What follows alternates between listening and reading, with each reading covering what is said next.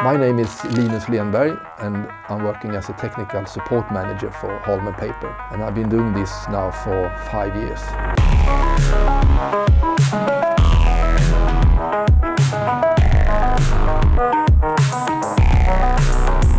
The key is to actually find the balance between preserving details in the darker areas of the image, but still have a really good contrast. To get your images to pop on uncoated paper, I think you need to find this balance between image contrast and details in dark areas.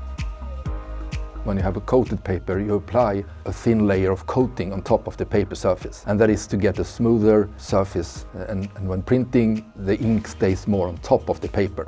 If you have an uncoated paper, the ink tends to sink more into the paper.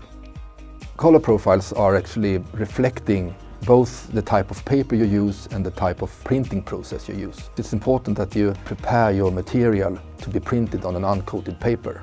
This is the original RGB image converted to CMYK using the right color profile.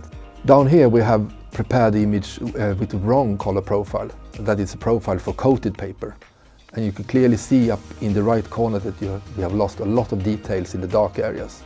Of course, you could think that maybe this is rather good. I mean, you have a lot of contrast in this picture. But imagine if this had been a face or a dark jacket or a dark dress. Actually, you would have lost a lot of detail in the dark areas. And the overall impression is also rather flat. The picture on page 9 really shows how good it can get on uncoated paper. I mean, this is a challenging picture. You have a bright background, you have dark hair, you have a lot of details in the faces, you have shadow areas. But by using the right profile and preparing your images properly, I mean, I think this really shows how good it can get.